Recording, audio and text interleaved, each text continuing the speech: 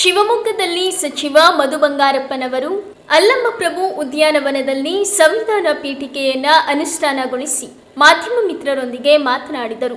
ಸರ್ಕಾರದ ವತಿಯಿಂದ ಗಾಂಧಿ ಭಾರತ ಕಾರ್ಯಕ್ರಮ ಮಾಡುತ್ತಿದ್ದೇವೆ. ಇಡೀ ರಾಜ್ಯದಲ್ಲಿ ಎಲ್ಲ ಜಿಲ್ಲಾ ಕೇಂದ್ರಗಳಲ್ಲಿ ಸಂವಿಧಾನ ಪೀಠಿಕೆ ನಿರ್ಮಾಣವಾಗಿದೆ. ಸಂವಿಧಾನದ ಮೂಲಕ ಎಲ್ಲರೂ ಒಂದೇ ಎನ್ನುವ ಭಾವನೆಯಲ್ಲಿ ಜೀವನ ನಡೆಸುತ್ತಿದ್ದೇವೆ.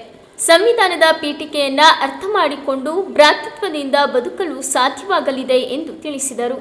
ಗಣರಾಜ್ಯೋತ್ಸವದ 76ನೇ ಗಣರಾಜ್ಯೋತ್ಸವದ ಶುಭಾಶಯಗಳನ್ನು ಎಲ್ಲರಿಗೂ ಹೇಳ್ತಾ, ಒಳ್ಳೆ ಧ್ವಜಾರೋಹಣ ಮಾಡಿ ಕಾರ್ಯಕ್ರಮವನ್ನು ಪರೇಡ್ ಎಲ್ಲ ಮುಗಿಸಿ, ಸಾಂಸ್ಕೃತಿಕ ಕಾರ್ಯಕ್ರಮವನ್ನು ಮುಗಿಸಿ, ಇವತ್ತು ಬಹಳ ಅರ್ಥಪೂರ್ಣವಾಗಿರ್ತಕ್ಕಂಥ ಒಂದು ದಿನ. ನಿಜ ಹೇಳ್ಬೇಕಂದ್ರೆ ನಾವೆಲ್ಲ ಪುಣ್ಯ ಮಾಡಿದ್ದೀವಿ. ಯಾಕೆಂದ್ರೆ ಮಹಾತ್ಮ ಗಾಂಧಿಯವರು ನಮ್ಮ ಕರ್ನಾಟಕ ರಾಜ್ಯಕ್ಕೆ ಬಂದು ಅವರು ACC ಸೆಷನ್ ಮಾಡ್ತಾರೆ. ಅದರ ಮುಂದೆನೂ ಕೂಡ ರಾಜ್ಯ ಮಟ್ಟದಲ್ಲಿ ನಾವೆಲ್ಲರೂ ಕೂಡ ಒಂದು ಸರ್ಕಾರದ ವತಿಯಿಂದ ಅವರು ಬಂದು ಹೋಗಿರ್ತಕ್ಕಂಥ ಸಂದರ್ಭವನ್ನ ಗಾಂಧಿ ಭಾರತ ಅಂತ ಹೇಳಿ ಅಫಿಷಿಯಲ್ ಆಗಿ ನಾವು ಸೆಲೆಬ್ರೇಟ್ ಮಾಡ್ತಾ ಇದ್ದೇವೆ. ಅಕ್ಟೋಬರ್ 7ನೇ ತಾರೀಕಿಂದ ಮುಂದಿನ ವರ್ಷ ಅಕ್ಟೋಬರ್ 8ನೇ ತಾರೀಕುವರೆಗೂ ಸಾಕಷ್ಟು ಕಾರ್ಯಕ್ರಮಗಳನ್ನ ಎಲ್ಲರೂ ಕೂಡ ನಾವು ಹಾಕೊಂಡು ಬರ್ತಾ ಇದ್ದೇವೆ.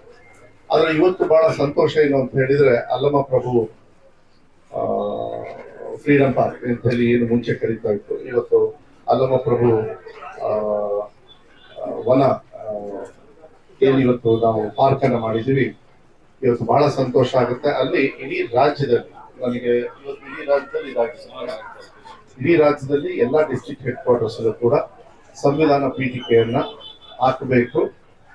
ಯಾಕಂದ್ರೆ ಇವತ್ತು ಇಷ್ಟು ವರ್ಷ ನಮಗೆ ಸ್ವತಂತ್ರ ಬಂದ ಮೇಲೆ ಅಂಬೇಡ್ಕರ್ ಅವರು ಹಾಕೊಟ್ಟಿರ್ತಕ್ಕಂಥ ಮಾರ್ಗದರ್ಶನವನ್ನ ಒಳ್ಳೆ ರೀತಿಯಲ್ಲಿ ನಾವೆಲ್ಲರೂ ಒಂದೇ ತಾಯಿಯ ಮಕ್ಕಳ ರೀತಿಯಲ್ಲಿ ಒಂದೇ ಸಮಾನತೆಯಲ್ಲಿ ಬದುಕ್ತಕ್ಕಂಥ ವ್ಯವಸ್ಥೆಯನ್ನ ಅವತ್ತು ಅವರು ಏನು ಸಂವಿಧಾನವನ್ನ ಕೊಟ್ಟಿದ್ರು, ಆ ಸಂವಿಧಾನದಲ್ಲಿ ಇವತ್ತು ಕೂಡ ನಾವೆಲ್ಲರೂ ಕೂಡ ಜೀವನವನ್ನ ನಡೆಸ್ಕೊಂಡು ಬರ್ತಾ ಇದ್ದೀವಿ.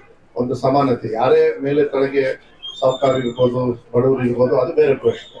ಅಧಿಕಾರದಲ್ಲಿ ಇರ್ಬೋದು, ಇರದೇ ಇರ್ಬೋದು, ಆದ್ರೆ ಎಲ್ಲರೂ ಪ್ರಜೆ ಅಂತ ಹೇಳಿದಾಗ ಒಂದು ಸಮಾನತೆಯನ್ನ ಕೊಡ್ತಕ್ಕಂಥದ್ದನ್ನ ಬಹಳ ಇಡೀ ವಿಶ್ವದಲ್ಲೇ ಬಹಳ ದೊಡ್ಡ ಮಟ್ಟದ ಒಂದು ಸಂವಿಧಾನ ನಮಗೆ ಕೊಟ್ಟಿರ್ತಕ್ಕಂಥದ್ದು. ಮತ್ತು ಹೈಯೆಸ್ಟ್ ಕಲ್ಚರ್ ಏನು ಸಾಂಸ್ಕೃತಿಕ ಭಾಷೆ, ನೆಲ, ಜಲ, ನಮ್ದು ಏನಿ ಡಿಫ್ರೆಂಟ್ ಸ್ಟೇಟ್ಸ್ ಎಲ್ಲ ಇದೆಯಲ್ಲ, ಎಲ್ಲ ಬಹಳ ರಾಜ್ಯಗಳು ಅವನ್ನೆಲ್ಲ ಒಂದುಗೂಡಿಸಿ ಒಂದು ಸಂವಿಧಾನವನ್ನ ಕೊಡ್ತಕ್ಕಂಥದ್ದು.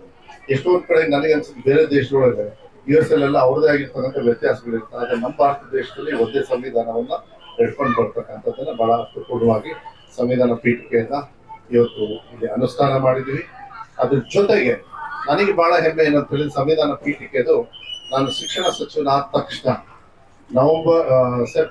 ಸೆಪ್ಟೆಂಬರ್ 5ನೇ ತಾರೀಕು ಶಿಕ್ಷಕರ ದಿನಾಚರಣೆ ಅಂಗವಾಗಿ ಹೋದ ವರ್ಷ ಅಲ್ಲ, ಹೋದ ವರ್ಷ ನಾನು ತಗೊಂಡು ಏನು ಅಧಿಕಾರ ತಗೊಂಡು 2 ತಿಂಗಳಲ್ಲಿ ಇಡೀ ರಾಜ್ಯದ 1,08,00,000 ಮಕ್ಕಳು ಅವ್ರ ಬಾಯಲ್ಲಿ ಅವ್ರದೇ ಆಗಿರ್ತಕ್ಕಂಥ ಮಾತೃಭಾಷೆ ಇಲ್ಲ ಮೀಡಿಯಂ ಆಫ್ ಸ್ಟಡೀಸ್ ಏನಿರ್ತದೆ ಅವರಲ್ಲಿ ಅವ್ರಿಗೆ ಅನುಕೂಲ ಆಗ್ತಕ್ಕಂಥ ರೀತಿಯಲ್ಲಿ ಸಂವಿಧಾನ ಪೀಠಿಕೆಯನ್ನ ಬೆಳಗ್ಗೆ ಓದ್ತಕ್ಕಂಥ ಆ ಕೆಲಸವನ್ನ ಮಾಡಿರ್ತಕ್ಕಂಥದ್ದು ಒಂದು ದೊಡ್ಡ ಹೆಮ್ಮೆ, ಒಂದು ಸಾಧನೆ ಅಂತ ಹೇಳಿ ನಾನು ಹೇಳಲಿಕ್ಕೆ ಇಷ್ಟಪಡ್ತೀನಿ.